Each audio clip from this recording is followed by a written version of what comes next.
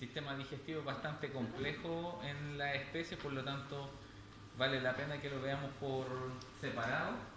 Y vamos a comenzar haciendo una fe de la semana pasada, en la cual, producto de la desorientación mental que ya acumulaba, eh, mencioné que el cerdo no presentaba la estructura bronquial que salía de la tráquea. Así que afortunadamente había un compañero atento y fue capaz de enmendar el rumbo. Pero para que les quede el resto claro, el cerdo presenta un lobo craneal que está de alguna forma ventilado por esta estructura que asoma tempranamente en la tráquea y que se denomina, al igual que en el bovino, bronquio traqueal.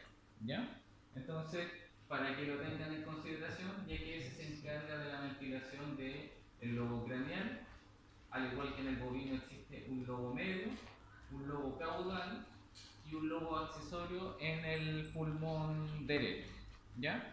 Y en el caso del lado izquierdo, al igual que en la especie bovina, existe el lobo craneal que tiene dos porciones, craneal y caudal, y finalmente un lobo caudal del mismo pulmón. Así que anatómicamente son muy similares del punto de vista de la conformación, difieren en el porte y en el tamaño, dadas las características del individuo, pero en lo macro son bastante similares. Y recordar de que esta lobación marcada o definida es característica de estas dos especies en comparación a lo que es el equino.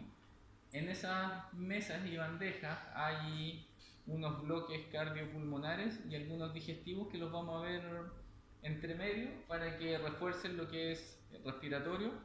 Vamos a avanzar un poco digestivo y la próxima semana, como toca nuevamente digestivo pero del bovino, van a estar nuevamente esas muestras disponibles. Me interesa que hoy día se familiaricen con los preparados, resuelvan las generalidades más evidentes de cada muestra que observen y ya la próxima semana estaríamos en condiciones de ver algo más específico. ¿Ya? No ando con mi calendario en particular hoy, pero llevamos cuántas temáticas después de la prueba. Esta es la segunda. Esta es la segunda. Ya. Así que al menos sabemos lo que ocurre a medida que nos acercamos hacia la cuarta instancia. Eso era respiratorio. Terminamos con respiratorio. Digestivo. Si lo dejo ahí. No se mueve. Ay, qué linda. Una gran sonrisa de parte de nuestro amigo Mr. Ya. Así le damos como de verdad, ¿no? Mientras no se duerma, si sentimos ronquidos, cambiamos de forma. Ya. Una de las cosas que tenemos que revisar desde el punto de vista del equino es lo elongado y lo complejo que resulta ser el sistema digestivo. Se van a dar cuenta que a medida que avanzamos va a tener cierto grado de complejidad y por eso nos va a permitir entender por qué un gran número de patologías que presenta el equino tienen que ver con trastornos digestivos. Hay una condición clínica que se llama cólico y para que lo empiecen a familiarizar desde ahora, el cólico se establece como una condición de dolor abdominal inespecífico que puede estar originado o causado por múltiples posibilidades, desde problemas parasitarios, desde torsiones intestinales, desde impactaciones en el intestino, en el estómago, etc. Incluso hay yeguas que presentan la condición de cólico mientras están gestando. De repente por torsiones, por dolores, se produce la condición y se desencadena el cuadro clínico. El cólico, desde ahora en adelante, ustedes tienen que entenderlo como una emergencia de la medicina equina.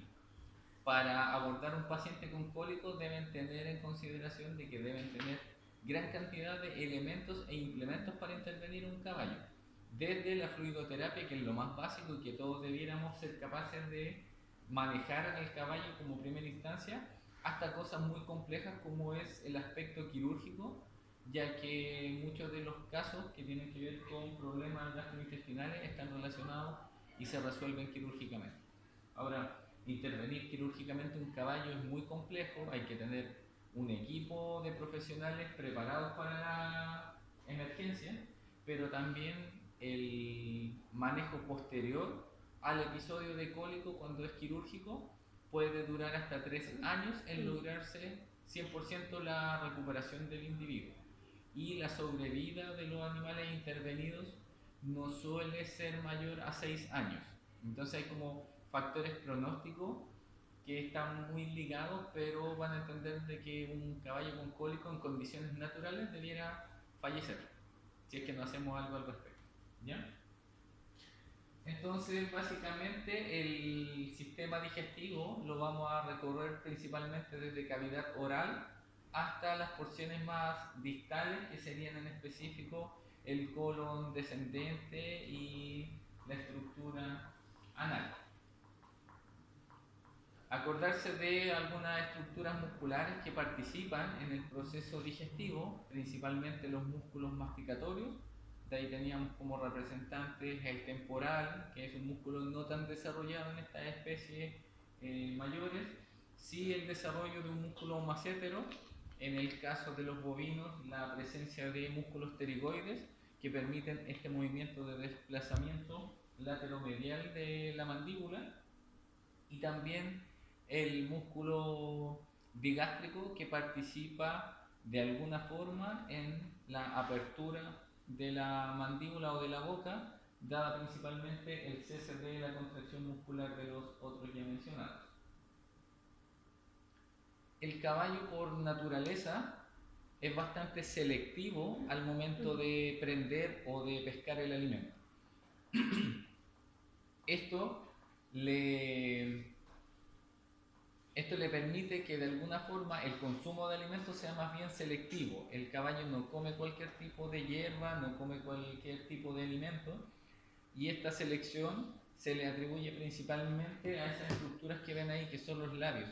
El caballo tiene muy inervada en la zona bucal, los labios particularmente, y con la musculatura que de alguna forma ya conocen, hay un movimiento bastante específico de las estructuras labiales. Por lo tanto, que un caballo se coma una planta tóxica o algún elemento que no es propio de la dieta es bastante más raro. Sí hay patologías en los caballos y trastornos de la conducta, como por ejemplo la aerofagia, que la desarrollan los caballos por vicio o por aburrimiento. Y no es raro que de repente caballos que están estabulados o están confinados mucho tiempo en un lugar comienzan a mordisquear palos, de estos palos que van de forma horizontal. Y se acostumbran, les gusta, se mantienen en esa condición, y a veces ese tragar de aire excesivo que hay genera o puede desencadenar también cólico. Entonces, esas conductas a veces debieran ser pesquisadas tempranamente y evitar de que se prolonguen en el tiempo. A veces los mismos propietarios fijan esas conductas cuando premian o incentivan al animal a la conducta. ¿Ya? A veces hay propietarios que son muy aprensivos con sus caballos, y el hecho de recibir afecto del animal en el momento de la conducta posterior, él puede asociarlo y lo va a seguir haciendo para recibir el refuerzo positivo. ¿Ya? O a veces les dan comida para cambiar la conducta, y eso fija también porque el caballo se acostumbra a mordisquear el palo antes de recibir comida. ¿Ya? Los caballos son bastante inteligentes y pueden llegar a formar vínculos muy grandes con los propietarios, desde que los crían desde potrillo, pueden incluso entrenarlo y ser tan hábiles como un perro, ¿ya? Pero lo vemos poco porque no participamos tanto en ese ámbito. Bueno, internamente en la boca se puede distinguir un espacio que está relacionado tanto con los labios como con las mejillas, que son en particular los vestíbulos, tanto bucales como labiales. El espacio que hay entre el labio y entre las mejillas son los vestíbulos, y esos son espacios que ocupa ¿cómo se llama? El alimento al momento de ingresar en la cavidad oral.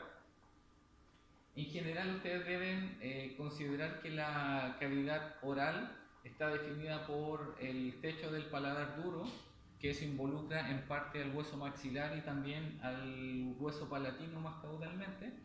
Tienen que considerar que los límites laterales son las mejillas o la cara interna de la boca, y el límite ventral sería la lengua y los músculos ventrales de la lengua.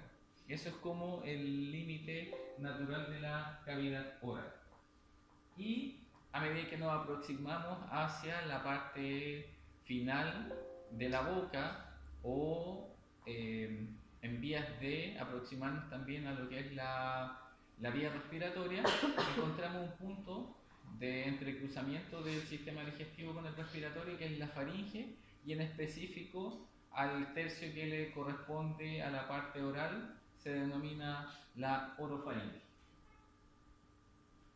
Este es un esquema que está extraído de un camino, pero básicamente para que reconozcan algunos elementos. La conformación de paladar con un rafe palatino, que es una especie como de límite central respecto a la condición del paladar. Dependiendo de la especie, logramos observar proyecciones de este paladar que terminan siendo crestas palatinas, que de alguna forma también tienen la implicancia de favorecer el avance del alimento y que no se devuelva.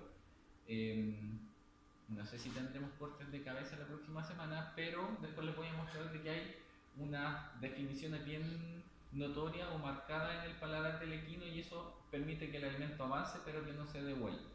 Son como las válvulas que tienen las venas, por ejemplo, en una comparación, como una especie de membrana que evita que el flujo se haga retrógrado y sea solamente o avance solamente. En este caso, la disposición que tienen algunos herbívoros en la cavidad oral favorece la ingesta del alimento. La próxima semana vamos a ver algunas características de la vaca, principalmente a nivel de las mejillas. En algunos casos también tenemos que contemplar la existencia de un paladar blando que puede ser mayoritariamente elongado. No sé si les comenté en la introducción o dentro del avance del curso, pero al equino se le atribuye una característica fisiológica que es no poder vomitar. ¿Sabían eso, no? Los caballos no vomitan. Y hay tres teorías que sustentan eso. Uno es que van a ver prontamente que el cardias como esfínter en el estómago es muy desarrollado, por lo tanto orgánicamente no se puede vencer como para eliminar contenido de forma anterior. Ese es el primer elemento de consideración. El segundo es que algunos equinos presentan una elongación del paladar blando, y esto haría que cualquier reflujo se fuera a la cavidad nasal, y eso sería bastante complejo. Y la teoría como más fuerte sería que a nivel del sistema nervioso central el equino carece de una estructura bastante importante que se llama el centro del vómito, que es la estructura anatómica que integra todas las terminaciones nerviosas que vienen desde las aferencias y eferencias de la parte digestiva y de la parte cervical. Y al no tener ese elemento integrador, el equino no podría desarrollar la conducta de vómito que implica compresión de la prensa abdominal, abertura del píloro para que pase contenido del duodeno, la sensación de náusea o de mareo que existe previamente, después la activación de las glándulas salivales como para lubricar el tubo digestivo, que es una sensación que yo creo que todos hemos sentido. Nos ponemos ansiosos, empezamos a tragar saliva, uno siente como que el esófago se empieza a hidratar o a de alguna forma emulsionar para lo que se viene a posteriori, ¿ya? Entonces esas son como las teorías que sustentan que aparte el equino no puede vomitar, y a la vez esto favorece aún más la presentación de cólicos, porque frente a alteraciones gastrointestinales el caballo no las puede resolver de esa forma. El vómito sigue siendo un signo clínico, pero también es un mecanismo de defensa, así como la diarrea, así como la tos, el estornudo. Y al no presentarla, generalmente la progresión de lo que afecta al animal debe solucionarse hacia caudal para lograr salir desde el sistema digestivo. Entonces esos son elementos que el caballo tiene como desventaja. Bueno, esa imagen creo que ya la vimos a color en el sistema respiratorio, pero es básicamente para que consideren esta zona que está acá, que es el paladar blando, este es el paladar duro, acá está la lengua, esa es cavidad oral, acá está la cavidad nasal, y el punto de confluencia común es la faringe, donde aparece caudalmente la laringe, ahí está la cuerda vocal, ese es el vestíbulo o el ventrículo laríngeo, y acá arriba un espacio virtual que solamente se hace evidente cuando hay bolo alimenticio o contenido. La mayoría de las veces el esófago está comprimido y no tiene un lumen amplio como lo conocemos tradicionalmente. ¿Ya? Entonces, eso es como un poco la anatomía de la cabeza que deben considerar. Acuérdense que ahí está la epiglotis, para que se ubiquen. Por lo tanto, acá está la base o la raíz de la lengua. Aquí tendremos parte del cuerpo y finalmente el vértice. Acá se observan parte de las piezas incisivas y eso es parte del hueso mandibular. En esa imagen observan unas estructuras bastante notorias y evidentes en lo que es el paladar. Esta es una vista que está mirada desde ventral, pero mirando hacia la parte dorsal del paladar. Entonces, ahí lo que observan es la disposición de las piezas dentales de la arcada superior o de la arcada maxilar.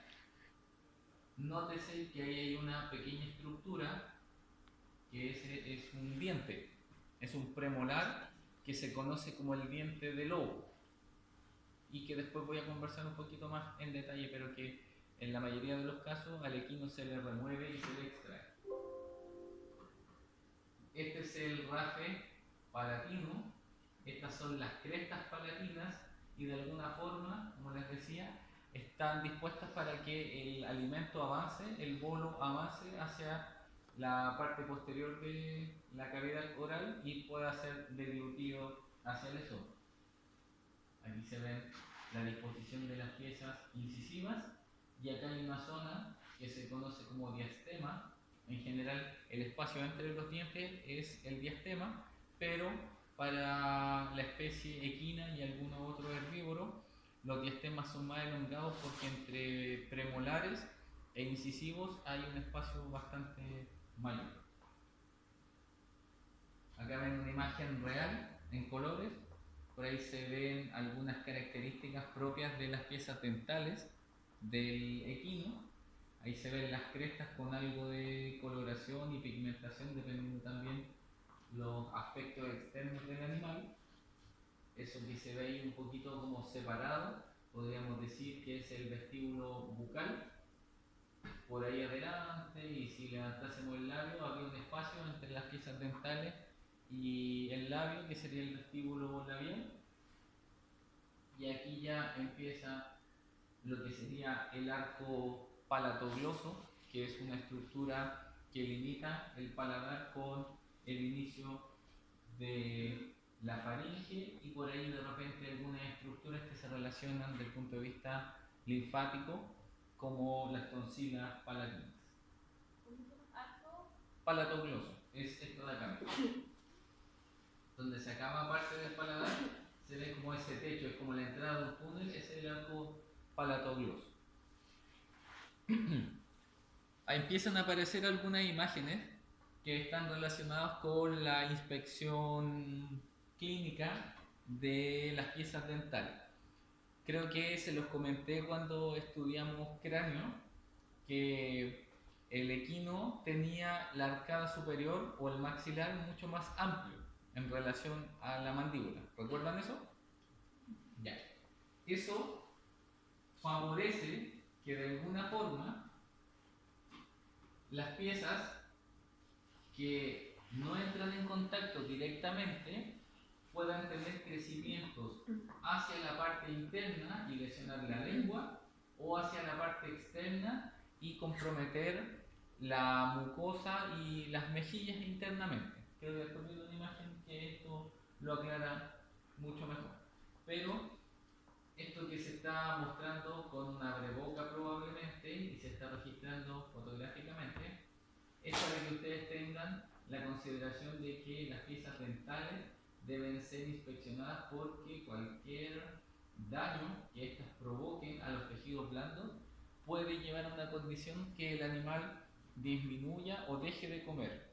Y un caballo que no come se traduce en una urgencia y mucho más riesgoso para la aparición del cuadro clínico de cólica.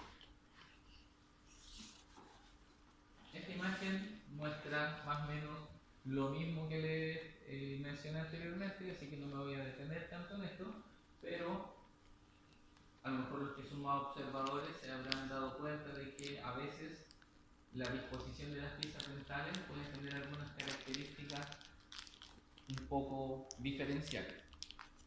Ustedes no sé si sabían, pero al equino se le puede medir la edad aproximándonos en base al estado del desgaste de las piezas dentales. ¿Sabían eso, no? Ya. En general, uno, claro, si conoce al potrillito de chico o a la potranquita, uno puede hacer el seguimiento al igual que el cachorro, que se le van cayendo algunas piezas que después afloran, y esos rangos de aparición y de erupción de las piezas dentales está más o menos establecido. Siempre pueden haber diferencias entre un espécimen y otro, pero en general la regla dice que a tal edad debieran aparecer tales piezas dentales. Con relativa certeza uno podría evaluar más o menos la edad de forma como bien certera hasta los 25 o 30 años. Ya sobre eso, la conformación de las piezas dentales e incluso la angulación que adquiere la mandíbula empieza a cambiar y es un poco más complejo de llevar. Esa imagen que está ahí es bastante buena porque lo que asoma de la cavidad oral es la lengua, y la lengua para nosotros, cuando hagamos práctica, nos sirve muchas veces para controlar al animal como método de sujeción, y esto hace de que a veces por esa sujeción, que a veces es bastante brusca, podamos generar alteraciones o lesiones de la lengua. Si yo le tomo la lengua al caballo y se la saco hacia uno de los costados, favorezco que el animal, para empezar, no cierre la boca, porque si la cierra se muerde y eso le causa dolor. Es una especie de manipulación forzosa. Si ustedes son muy bruscos o tienen un ayudante muy brusco que le pega el tirón a la lengua, a veces se producen micro desgarros y lesiones en la parte nerviosa de la lengua. Y al caballo después como que le cuelga la lengua, o sencillamente comenzamos a observar clínicamente que se atrofian los músculos de la lengua. Una pronunciación más marcada de lo que es la mandíbula en la parte ventral. Y eso es porque al atrofiarse y perder función y movimiento, el músculo se va mermando. Generalmente, para hacer una buena exploración bucal, se debiera tener los implementos, como por ejemplo estos abrebocas que se utilizan posterior a la sedación del animal. Al animal nunca se le derriba ni se le anestesia de forma completa, por lo menos en este tipo de procedimientos, y esos abrebocas te aseguran mantener la boca en una posición que te libere las manos, porque antes había que estar casi haciendo fuerza contra el animal y utilizando la lengua como apoyo. Si uno está solo, con una abreboca yo puedo trabajar con una fresa o con una lima, escofinando un poco las proyecciones del esmalte de las piezas dentales. Pero si estoy solo y no tengo la abreboca, probablemente el procedimiento se me complique bastante. Ahí se dan cuenta de que la lengua de alguna forma permite también el tener el control de la situación y poder observar de mejor forma la cavidad oral. A veces los caballos son remañosos y pegan mordiscos o tarascones. Y si uno tiene los dedos, yo tengo un colega que trabaja con nosotros en anatomía, tiene las uñas todas negras, producto de que cada día un caballo le pega un apretón. ¿Ya? Entonces ya no le quedan dedos sanos de tanto mordisco que le pegan estos muñecos. Estructuralmente, la lengua nosotros la vamos a establecer como con una raíz o base. Vamos a tener un cuerpo, esta sería la raíz, el cuerpo y el vértice. Algunos definen la lengua del equino como con forma de espátula. Al igual que en la mayoría de los herbívoros, el hecho de consumir fibra hace de que las lenguas o los tejidos asociados a la estructura oral y también digestiva tengan ciertas características histológicas que hacen mucha diferencia respecto a, por ejemplo, omnívoros o carnívoros estrictos. Tuvieron histología, ¿verdad? Estudiaron el epitelio de revestimiento del esófago. Sí, no me acuerdo. ¿Se acuerdan cómo era? Un epitelio pluriestratificado, plano. ¿Les suena? ¿Sí? Son muchas capas, pero de células planas, que no tienen mayor relevancia. Ahora, ¿dónde existen diferencias? En los animales que consumen fibra. El pasto de por sí es un elemento abrasivo. Es como que, no sé, uno se comiera una virutilla de estas que sirven como para limpiar platos o raspar ollas. Si yo expongo esas estructuras que son bien ásperas a mi boca, me va a lesionar. Entonces, parte de la adaptación de esta especie es generar una película de cornificación o de queratina. Esto es válido para hámster, roedores, rumiantes, camélidos. Si ustedes lo miran histológicamente, el esófago tiene una pequeña capa que varía en la especie en cuanto al grosor, pero está cornificada. Eso evita de que en contacto con las fibras se remueva parte del epitelio de revestimiento, y eso le mantiene y le permite mantenerse íntegro. De hecho, las vacas se comen espinas, ortigas, tuna, cardos, y el sistema oral y digestivo como si nada. Si ustedes se comen una paleta de tuna, quedan con tremenda lengua, inflamada y muy dañada, ¿ya? Entonces son adaptaciones de los tejidos que presentan estos animales. ¿Se acuerdan de que en la lengua del canino, y probablemente a lo mejor lo vieron en felino, existen papilas? ¿Sí? ¿Papilas linguales? ¿Sí? Ya.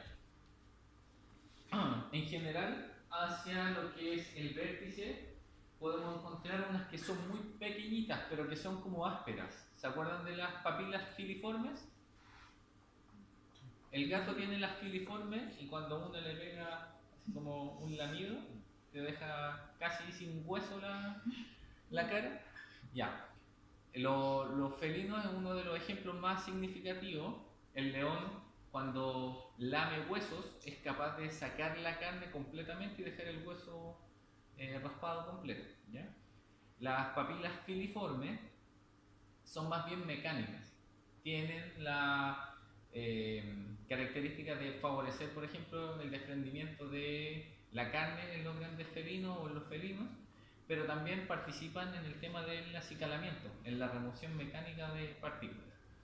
En los herbívoros y en los rumiantes en general, las filiformes están presentes, pero no son tan pronunciadas. En la vaca son mucho más evidentes. ¿Han escuchado hablar de languetazo de vaca? El clásico peinado.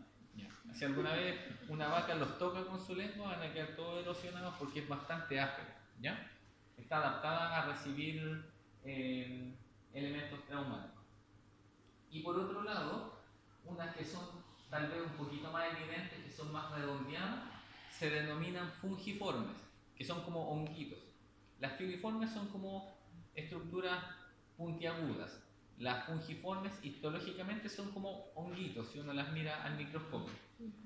Y a veces también las encontramos con mayor realce en los márgenes laterales de la lengua. Ahora, existen también otras que están ahí en el punto 7, que son, por ejemplo, las valladas o circunvaladas, que están más asociadas a poros gustativos. Existen también unas que se llaman foliadas, que tienen como aspecto de hoja, que están como en los márgenes laterales de la raíz, ¿ya? Existen por ahí, y las vamos a ver también en el bovino, unas que se llaman cónicas y otras lenticulares, unas que son como puntiagudas y otras más redondeaditas. Y esas son como las que conforman la lengua de esta especie. El equino, por ejemplo, tiene papilas foliadas, la vaca no. Esa es como la gran diferencia desde el punto de vista de las papilas. Otra cosa que deben saber es que mientras más como agresivo es el alimento que ingiere el animal, en cuanto a fricción, menos capacidad gustativa tienen estos individuos. El gato, por tener esta disposición de papilas filiformes muy pronunciadas, el gato no tiene un sentido del gusto tan desarrollado como el perro, por ejemplo. Ahí difiere. Los rumiantes, como tienen más bien papilas que son de aspecto más mecánico que gustativo, tienen peor percepción de los sabores, ¿sí? Por eso cuando a los animales les mezclan, por ejemplo, guano de pollo con un poco de melaza y lo saborizan, la vaca no se dio ni por aludida que comió guano de otra especie, ¿ya? Entonces eso también hace la diferencia al momento de la alimentación. Bueno, ahí queda un poco más reflejada la consideración que se tiene para la lengua del equino, que se denomina como de espátula, porque es como elongada y amplia en el vértice, pero es más bien constante en su longitud. De hecho, podrían recordar de que existe una especie de filtro o de frenillo en la parte ventral que evita que la lengua se exteriorice en demasía, y justo debajo, hacia ambos lados, existe lo que es la abertura de las glándulas salivales. ¿Se han fijado? Esto es como algo cotidiano, pero de repente están hablando y algunas personas proyectan como un chorrito de saliva. ¿Le ha pasado alguna vez o no? Cuando están hablando. Y hay gente que después se vuelve experta y lo contempla y como que lanza saliva a distancia, así como tipo cobre, ¿ya? Esas son, y se denominan carúnculas sublinguales. De ahí desembocan parte de las glándulas salivales y eso favorece la lubricación y el consumo e ingesta de alimentos. A veces la gente por accidente se le escapa un chorrito, ¿sí? Entonces, producto de la contracción de los músculos ventrales de la lengua. Bueno, ahí están observando un corte de cabeza de equino, donde básicamente al estar contraída la musculatura producto del post-mortem, la cavidad oral se ve bastante estrecha, producto de la presencia de esta lengua, que ahí se ve desde el punto de vista del vértice, del cuerpo y de la raíz. Acá se alcanza a ver al corte parte de lo que sería la unión intermandibular, y de ahí hacia abajo está la estructura muscular que sostiene o favorece el movimiento de esta lengua.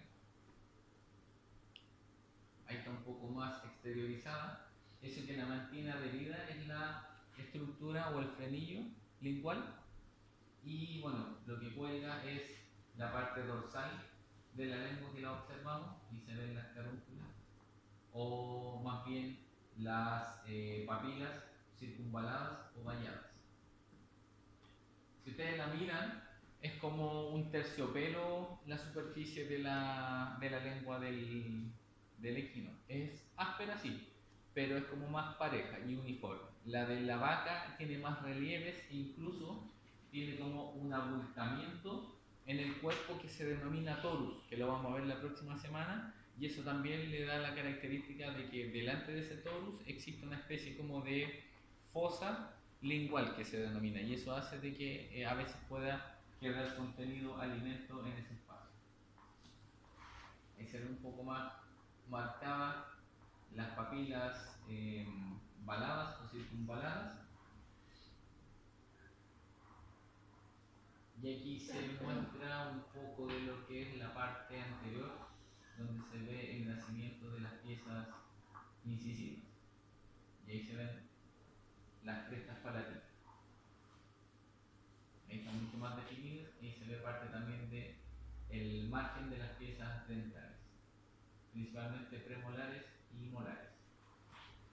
Eso que se ve ahí, no sé si lo alcanzan a observar, ¿se acuerdan de eso?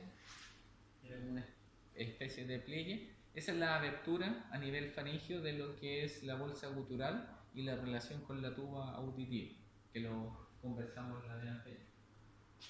Eso que estaban haciendo ahí en la imagen no es lo más apropiado porque exponerse directamente a la formalina no es del todo apropiado. Así que tiro al oreja para el fotógrafo que no controla esas situaciones. Bueno, ahí hay una distribución esquemática de donde se observan principalmente las papilas a nivel lingual, y como les decía, tanto filiforme y fungiforme están más relacionadas con la parte anterior de la lengua o el vértice. Las valladas y foliadas o foliatas están asociadas a la raíz o base de la lengua. Y esa estructura que están ahí, las tonsilas palatinas, en la mayoría de las especies nosotros debiéramos ser capaces de por lo menos visualizarlas al abrir la boca. En el perro, la presencia de las tonsilas es uno de los primeros indicios que nos podría dar pistas de una posible replicación viral incipiente. Un perro que esté expuesto al parvo o al distemper en su primera etapa no va a tener gran signología, pero sí puede haber una tonsilitis. Y si uno es buen observador y mira con una fuente de luz al fondo de la boca y ve inflamado, eso podría ser motivo suficiente para decidir entre no vacunar y vacunar al animalito. Pero esas son las amígdalas, ¿o no? Sí, lo que como cotidianamente para nosotros son las amígdalas, a ellos no las tienen como tan agregadas, son una disposición distinta al linfoide y se denominan tonsilas. Entonces, el equivalente de la amígdala para los animales son las tonsilas.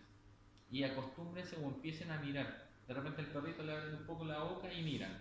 Se ven dos estructuras que deberían ser homogéneas y parejas. Si las ven irritadas o un poco enrojecidas, ya eso podría ser sospechoso. El distemper y el parvo, la primera replicación que hacen para amplificarse, la hacen en las tonsilas, porque es como la primera barrera a la que se expone. Es importante porque a veces, si tú ves tonsilitis, tienes que suspender la idea de vacunar, porque puede estar incubando la enfermedad, no va a tener mucho efecto. Ya, eso que ven ahí, hace que la imagen es un poco dantesca y antigua, tiene un trabajo considerable desde el punto de vista de la exposición de las raíces de las piezas principalmente premolares y molares. Más adelante en la presentación sale la consignación de lo que es la fórmula dental, que generalmente una de las preguntas de la prueba, así que les paso el dato, tienen que saber y dominar el número, ¿ya? Pero básicamente a mí lo que me interesa es que entiendan que, por ejemplo, el equino va a tener piezas incisivas, generalmente 3 por lado, 3 hacia el lado derecho y 3 hacia el lado izquierdo a nivel maxilar, ¿sí? Lo mismo ocurre en la parte inferior, entonces debieran conocer más o menos cuántas piezas incisivas existen total en la boca o por componente maxilar y mandibular. Pero más que eso, me interesa de que, bueno, esta es la fórmula dental definitiva del equino. Alcanzamos a reconocer 1, 2, 3, 1, 2, 3, 3 premolares y 3 molares. ¿Y se acuerdan que yo le había dicho que había una estructura pequeña que se conoce como diente de lobo? Ese es el primer premolar y en el equino aparece como definitivo. no lo recambia, no tiene una pieza decidua de lo que es el diente de lobo. No en todos los animales aparece, por lo tanto no es raro que en la fórmula dental diga en la parte superior 3 a 4 premolares, porque si aflora el diente de lobo se considera como un cuarto elemento. Pero desde el punto de vista descriptivo, este es el premolar 2, el 3 y el 4, y de ahí empieza molar 1, 2 y 3. Como verán, no es fácil sacarle una pieza dental a un equino. Yo creo que es más fácil volarle un ojo de un tirón que sacarle el diente completo. Ahora, una característica es que, por ejemplo, las raíces no son tan pronunciadas, si bien son profundas, pero no son tan pronunciadas como las de un canino. A veces cuando uno extrae en la clínica las muelas carniceras o los molares en un canino, tenemos que considerar la presencia de cuántas raíces hay, porque a veces yo puedo sacar la pieza dental pero me quedó una raíz adentro y eso es foco de infección posteriormente. Entonces aquí no se practica tanto la extracción de esas piezas, salvo que estuvieran fracturadas o estuvieran severamente comprometidas, pero también eso está dificultado por la disposición. Y como ellos van desgastando las piezas dentales, con el tiempo también algunas estructuras van asomando de mayor manera. Ahí está esquemáticamente, siempre se considera un hemicráneo para la disposición, por lo tanto aquí habla de 3 incisivos superiores y 3 inferiores, un canino arriba, otro abajo, 3 o 4 en la arcada superior, solo 3 abajo desde el punto de vista premolar, y 3 molares arriba con los mismos 3 abajo. Si lo multiplicamos por 2, completamos la cabeza en su totalidad. Por eso la presencia del diente lobo hace de que la cantidad de dientes varíe entre 40 a 42.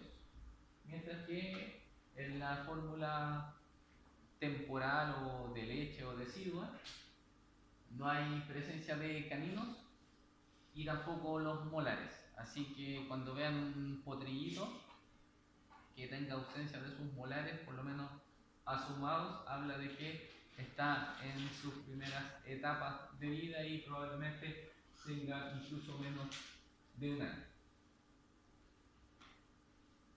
Este es un esquema de lo que ya conocen desde el punto de vista de las piezas dentales del canino. En general se habla de una, ¿cómo se llama?, exteriorización de la pieza dental, que lo que asoma es la corona y lo que se relaciona con el alvéolo dental es un cuello y lo que va inserto en el alvéolo la raíz, con los distintos componentes tisulares como la dentina, el cemento, entre otros. La pieza dental del equino es más bien así, sobre todo a nivel de los incisivos. Esa como depresión o elemento central es el famoso tintero o el infundíbulo. Cuando ustedes miren los dientes de un caballo, van a ver que en el centro tiene como un hoyito negro. Le llaman tintero porque ahí se acumula alimento y se va como llenando de materia orgánica vegetal. Entonces como que lo resalta y lo hace ver mucho más notorio. Bueno, ahí está esquemáticamente las mismas piezas dentales. Fíjense que los caninos cuando asoman tienen grandes raíces. No es fácil extraer tampoco un diente canino. Y en general está presente en los machos y en la hembra chilena. Incluso en la otra hembra se menciona que podrían estar, pero que no asoman o no se exteriorizan. Están como bajo lo que es el tejido mucoso o de la gingiva. Profe, el tintero solamente está en los molares y premolares. Se observa con mayor claridad en las piezas incisivas, pero también está dispuesto, sí, solamente que la medición se hace en lo incisivo. Ahí en ese esquema se está mostrando la erupción del primer premolar, que es el diente de lobo.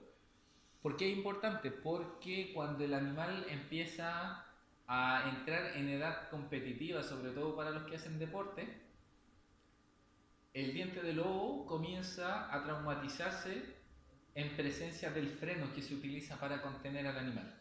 Entonces el freno, cada vez que se activa, le golpea primero la encía al animal y después empieza a inflamar y a molestar cuando va asomando. Entonces una de las medidas es la extracción, son dientes bastante pequeños, podríamos decir que es como el equivalente al incisivo de un perro o el canino de un gato. No son tan manifiestos, pero sí son molestos dada esa circunstancia.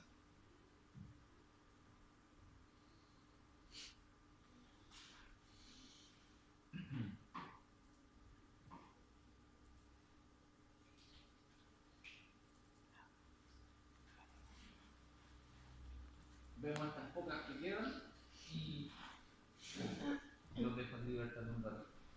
Entonces ahí, no sé si alcanzan a observar, pero se ve muy definido la presencia de este diente de lobo, que puede variar un poco en tamaño dependiendo del tamaño también del animal. Pero en general es un diente que tiene una forma irregular en comparación a las otras piezas dentales y que termina siendo molesto cuando está presente sobre todo en animales de competición. Esta imagen me permite también mostrar los posibles sobrecrecimientos que se dan en la arcada maxilar hacia las mejillas.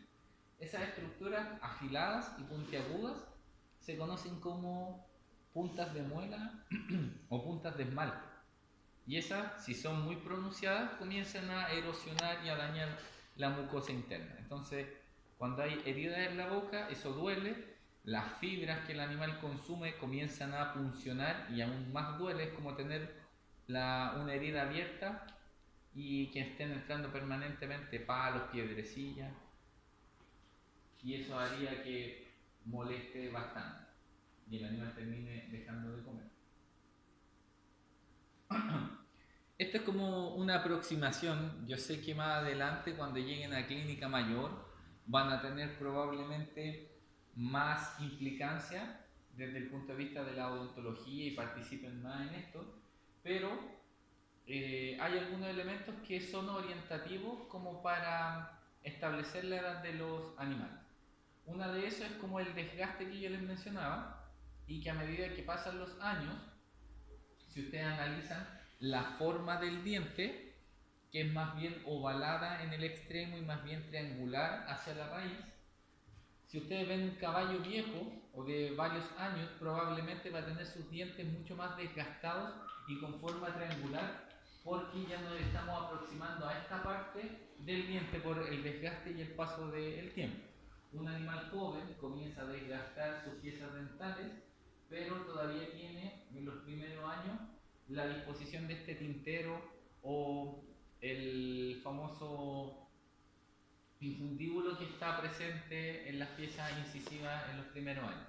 Entonces, a medida que el animal va perdiendo o modificando la forma de sus piezas dentales, va a permitir de alguna forma orientarse hacia la posibilidad de establecer la edad.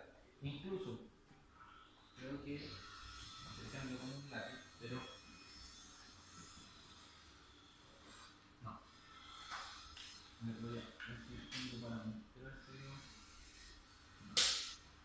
Hay un elemento que se llama la cola de golondrina y a los caballos les aparece en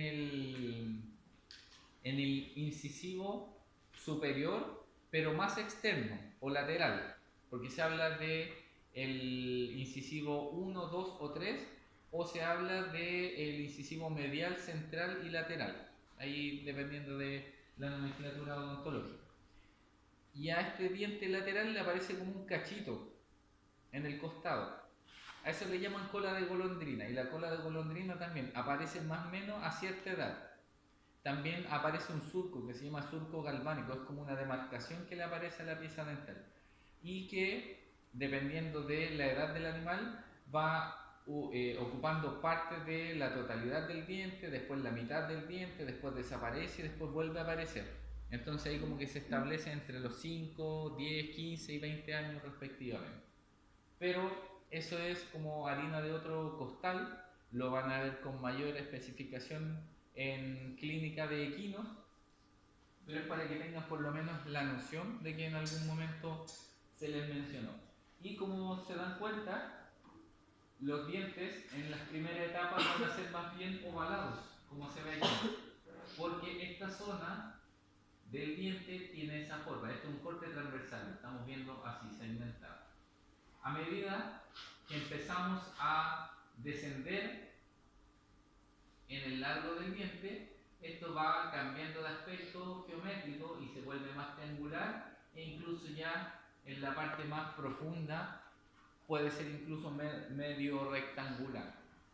Pero eso solamente nos permite como orientarnos a el establecimiento a priori de lo que sería la edad del animal. Si un animal tiene, por ejemplo, este trastorno de aerofagia y de morder palos, probablemente el desgaste por estos elementos abrasivos va a ser mucho mayor y va a generar un desgaste mucho más acelerado.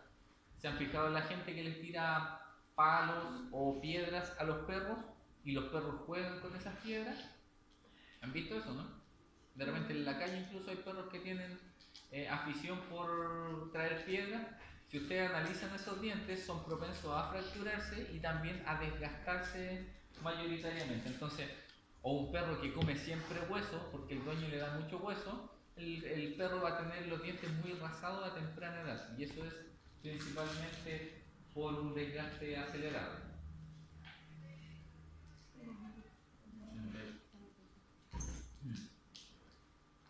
Ya. Eso es lo que respecta a cavidad oral principalmente. El esófago no tiene mayor implicancia más que ser una estructura cilíndrica de un tamaño considerable que comunica la cavidad oral con el estómago. El estómago del equino particularmente es pequeño, proporcionalmente hablando. Se dice que un estómago equino podría albergar entre 15 a 20 litros de contenido, como máximo. Y como buen monogástrico que es, tiene algunas estructuras que son como definidas o bien explícitas en su conformación. El caballo va a tener un cardias que aquí en este esquema no se ve tan definido, pero tienen un cardias muy desarrollado. Espero que cuando veamos digestivo podamos ver la estructura cardíaca, que es del cardias, no del corazón, y que es muy gruesa. Entonces por eso también cuesta que el animal lo pudiese abrir y no vomite. Esto que se ve de amarillo es la zona aglandular de la mucosa gástrica. Ahí no hay presencia de glándula ni criptas gástricas para la secreción de mucus, ni para la secreción de pepsinógeno, ni de ácido clorhídrico. Entonces esa zona es como más áspera, pero no tiene funcionabilidad. De hecho, la explicación de por qué es como es básicamente porque en esa zona se acumulan los gases producto de la fermentación y la acción microbiana. Hay una estructura que se ve ahí que dice margo plicatus o margen plegado. Es un límite natural entre lo que es la mucosa gástrica aglandular versus la glandular. Por lo tanto, esta región amarilla también la podemos denominar como el fondo del estómago, que es donde generalmente se acumula y se mantiene el gas. Del margen plegado hacia abajo tenemos lo que es la región glandular o la mucosa gástrica propiamente tal. Y ahí encontramos estas células parietales, ¿se acuerdan? Las fúndicas y las que estaban en el cuello para la secreción de mucus, de pepsinógeno y de ácido clorhídrico. Entonces esto se denomina el fondo del estómago, y a medida que nos aproximamos al siguiente esfínter, que es el píloro, tenemos una amplitud que se denomina el antro pilórico. Es como la dilatación previa a la estrechez, y eso se llama antro pilórico. Ahora, en la especie equina, no es raro que de repente cuando uno abre un estómago de equino encuentra la presencia de unas larvas, como gusanos que están adheridos en la mucosa. Eso se llaman barrilitos, y puede que en algunas imágenes que vengan haya más de alguno. Los barrilitos es una larva de mosca que entra vía oral, el caballo la traga y esta avanza en su ciclo en el estómago del equino. De hecho, se adosa, tiene forma de los clásicos barriles, como de madera con un suncho o una abrazadera de fierro. Y después de cierto tiempo, cuando ya completan el ciclo, estos se desprenden y salen a través de las fecas y comienzan o reinician nuevamente el ciclo. Los que tengan caballo o los que tengan afinidad con los caballos, revísenlo generalmente en la barbilla o en los pelitos que vimos en la primera imagen. A veces hay como unos granitos de arroz o como... Sí, son más parecidos como granitos de arroz, chiquititos, adosados en el pelo los pelos táctiles del labio. Esos son como el huevo de esta larva de mosca que va a ingresar vía oral y que después va a convertirse en el clásico barrilito. Si quieren más información, búsquelo por Gasterophilus nasalis. Hay Gasterophilus intestinales, hay una serie de variedades dentro de esa misma familia de parásitos. La foto anterior sí lo tenía. La foto anterior sí lo tenía. O sea, la que vimos al principio. ¿Sí? ¿Los tenía? Ya. Sí, se veía que era Sí, eso es muy común porque la mosca se posa como en esta zona de la barbilla del equino y ahí pega los huevos. Entonces cuando el huevo eclosiona, la larva migra y se mete a la boca. E incluso mientras va siendo ingerida vía esófago, va cambiando de estado para que cuando llega al estómago se adosa en la mucosa y ahí queda adherido un rato. Yo que he ido a matadero, me ha tocado ver estómagos que abren de equinos, sale el contenido y ustedes ven que están adheridos, así como... ¿Han visto las granadas? Cuando uno abre una granada y tiene hartas como estructuras, bueno, un caballo muy parasitado compromete su mucosa y tiene un aspecto bastante prominente. ¿Pero esto existe en todos los caballos de tiene o hay que capacitarlo? Con un control parasitario apropiado, tú minimizas la carga, pero es muy frecuente en caballos que están a libre pastoreo en el campo, porque la mosca es como está relacionada al ciclo del caballo. Mientras el caballo defeca y la elimina, la mosca se mantiene en el ambiente. Entonces lo que tú puedes hacer es controlar el desarrollo con los antiparasitarios de la larva. ¿Pero genera algo más? ¿Alguna secuela? Mira, en general los caballos cuando tienen mucho parasitismo y tú los desparasitas y como que matas los parásitos de una vez, a veces estos muertos se liberan y forman verdaderos tapones obstructivos y pueden generar un cólico por muerte parasitaria. Es más raro, pero se ha descrito. Y el hecho de que hayan muchos parásitos pegados en la mucosa gástrica también compromete la correcta función del estómago. Entonces tampoco es deseado que haya lesiones en la mucosa porque también la comprometen, y acuérdense que para que el estómago esté íntegro, ahí se ve, si lo pueden mostrar para los demás compañeros, ese es un caballo parasitadísimo con barrilitos, muéstreselo a los compañeros de allá, así se ve, ¿ya? Y a veces están alojados en todo lo que es el margen como que les permite también adherirse de mejor forma. Sí. Como buen parásito aprovechan nutrientes que están disponibles en la zona y muchas veces no es que se alimenten del tejido del individuo, sino que es el método de sujeción o de sustentación. Porque como el estómago también se contrae, si estuvieran libres andarían y saldrían más fácil vía píloro. A veces en el píloro también forman verdaderos tapones. Ese animal estaba bastante parasitado con un barrilito. Cuando hay una herida, las moscas también pueden hacer polvo. En una herida abierta de un animal. ¿sí? ¿Es lo mismo? No. Es lo mismo. No, este es un tipo de mosca especial que se llama Gasterophilus nasalis. Hay unas variedades intestinales, pero larvas de mosca. La mosca cadavérica es la que produce esa larva comedora de tejido necrótico y que incluso la usan en medicina para limpiar heridas cuando la higienizan. Crían larvas de mosca para, por ejemplo, gente quemada o gente con pie diabético, por ejemplo. Utilizan larvas de mosca estériles, sin presencia de microorganismos, que se comen el tejido necrótico y favorecen la reparación. Lo mismo que las sanguijuelas. Cuando hay gente con problemas de hemofilia, hematoma, utilizan sanguijuelas que se alimentan de esa sangre machucada que se dice. Sí, las moscas la utilizan. Es un poco chocante, pero la larva de mosca lo que está haciendo es comerse el tejido necrótico, no se come el tejido sano. Van debilitando o reactivando el herido. Ahí está la imagen en colores, la misma que les expliqué antes, pero con la disposición, y ahí se dan cuenta de que el fondo tiene una mucosa distinta versus el fondo, y ese es el famoso margen plegado. Ahí está el cardias y acá está el filo. De ahí hacia atrás tenemos lo que es el duodeno. El cardias es esa zona, y el esófago es la comunicación craneal que tiene el estómago. Pero el glandular y aglandular tienen fondo. No. El fondo.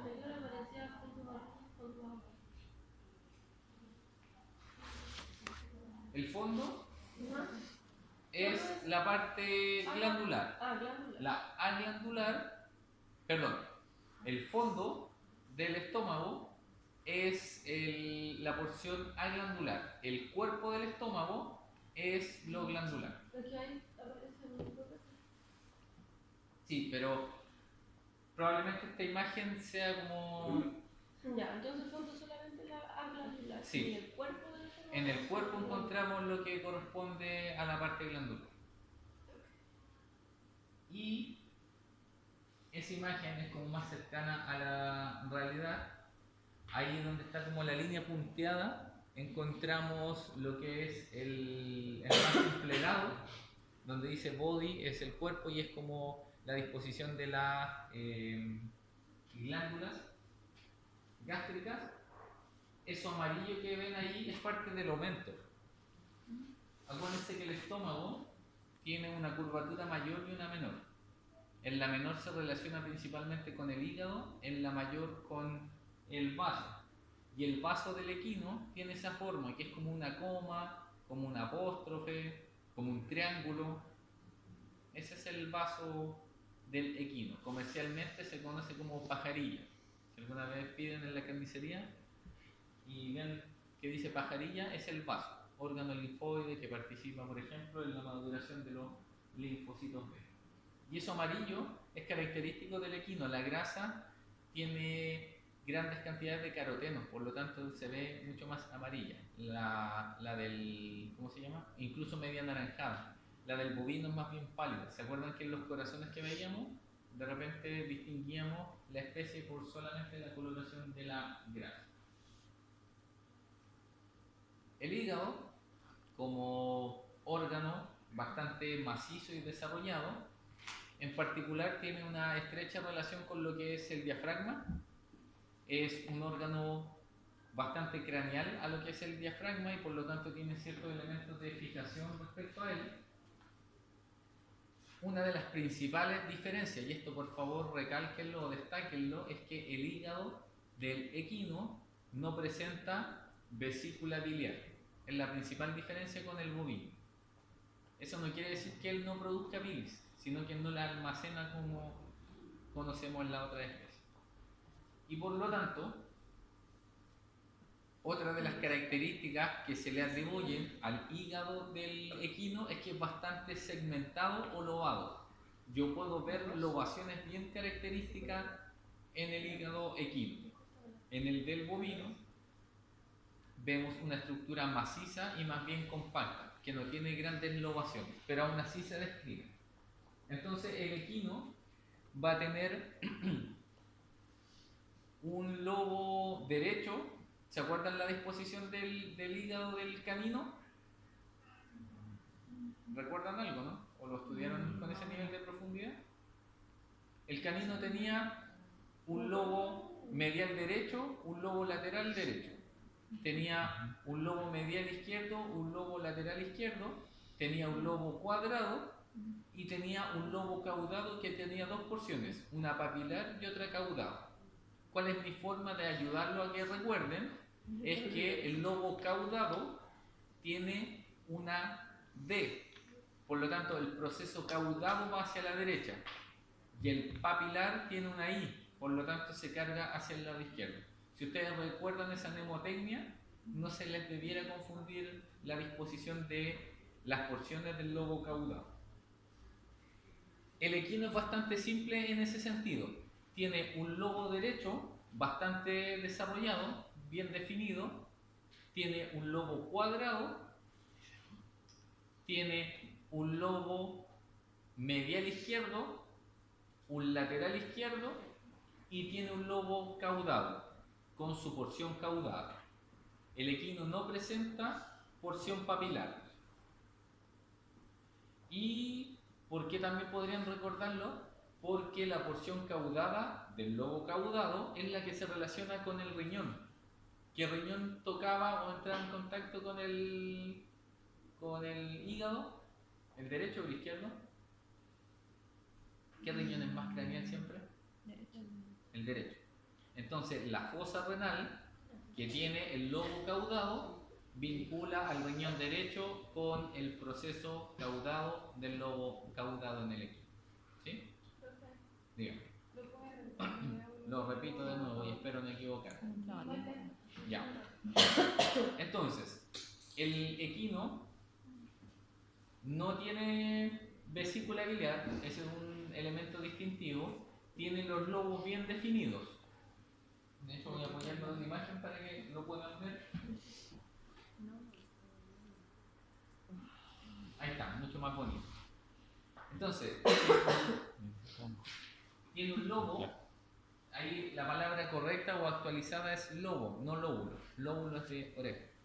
¿Ya? Entonces, el lobo derecho es como uno de los más grandes y manifiestos, porque es único.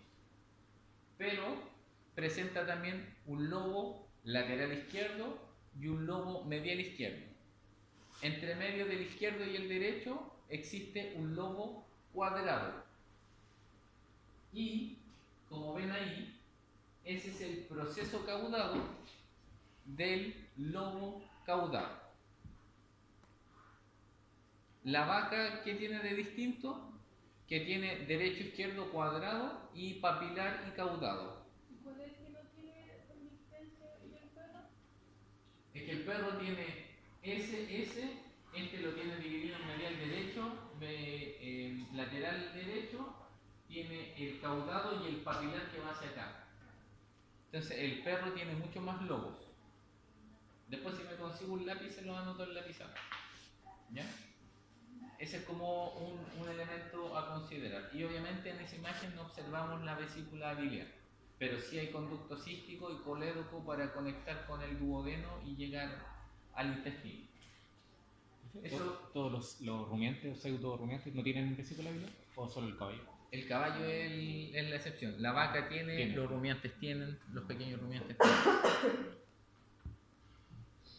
¿Qué otra cosa? Hay ligamentos que se relacionan y con esto ya los dejo libres.